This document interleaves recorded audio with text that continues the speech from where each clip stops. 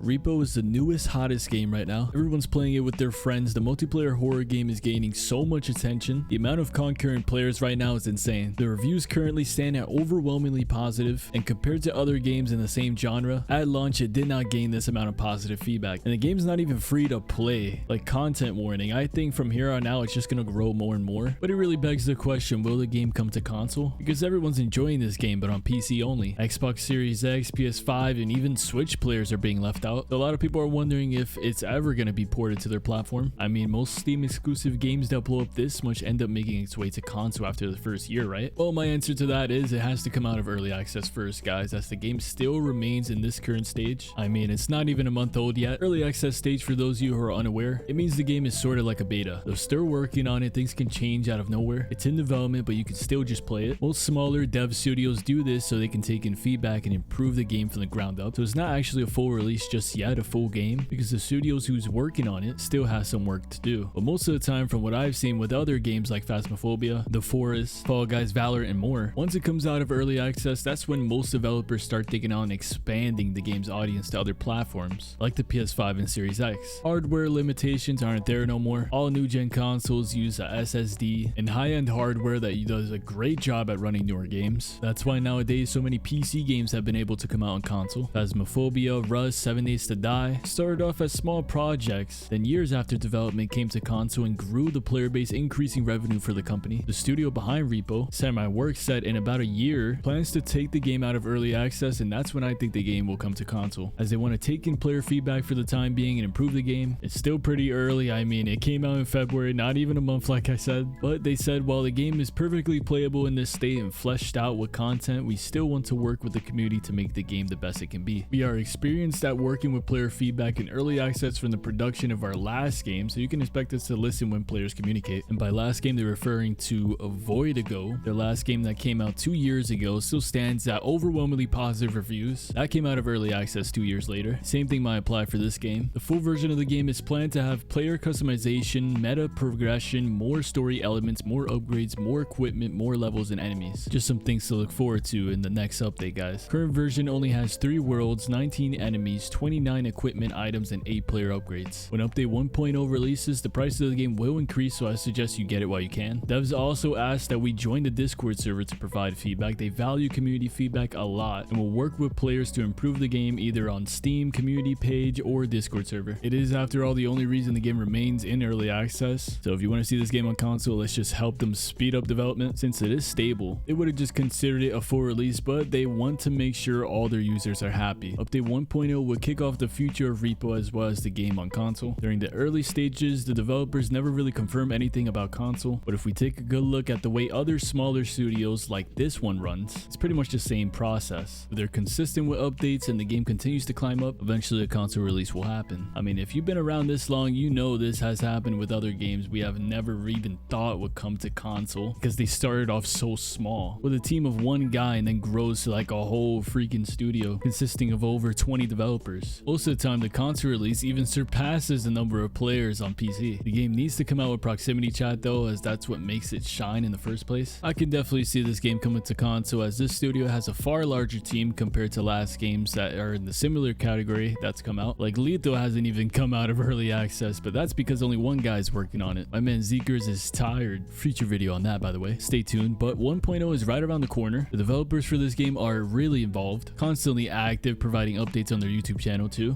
But as previously mentioned, we are now locked in and ready to make Repo greater with new features, levels, enemies, and of course squashing any bugs that you guys. I'm so happy for the team. This is their first multiplayer game and it's doing extremely good. They've made numerous Unity games, but this one is taking the internet by storm thanks to its horror feel, goofy character models, proximity chat, and more. Matchmaking lobbies is currently the most talked about topic within the community. The devs asked if it's something we really want because they don't want to deal with hackers, since the anti-cheat system being implemented will not only take away from the team's focus, but also cause more complications with fan-made content. Mods is what keeps the game moving. It's what drove previous titles like this to even greater lengths. Anti-cheat will ruin the game's growth, the devs believe, so they're really asking us if it's actually something we really want, as this feature is mostly for the lonely solo players to find people to play with, but this could also be the first step in crossplay when a console port eventually does come out. I mean, they'll have servers already set up in the game. I say yes, add matchmaking. It'll make us one step forward forward to have Repo on the PS5 and Series X. As for Switch players, you'll have to wait until the Switch 2, as the Switch 1 wouldn't be able to handle this. Blame Nintendo. Thank God the Switch 2 is more stronger, even set to feature DLSS, which will help a bunch. But 1.0 is coming out probably before the summer. The devs said they want to roll out as much content as possible for us, but they prefer quality over quantity. And as you can see by their dev blog, it clearly shows the quality in the team. The devs did give us a sneak peek. Here it is. Looks like UI upgrades, more horror elements, not to mention a new map, and that enemy they leaked will probably be the highlight of this map. Be sure to follow Semi-Work on YouTube and Twitter for updates. I'll try my best to continue to update you all from my channel as well. Anyways, just want to talk on this game. Hope I answer you guys' questions for a console release, as well as provide you on some news for the next big update, some background on the game and future plans. Thank you for taking time out of your day to watch this video. Make sure to subscribe for more. Be sure to leave a like, comment down below. I try to read or reply to everything. And yeah, I'll catch you all in the next one. Peace out. Stay blue.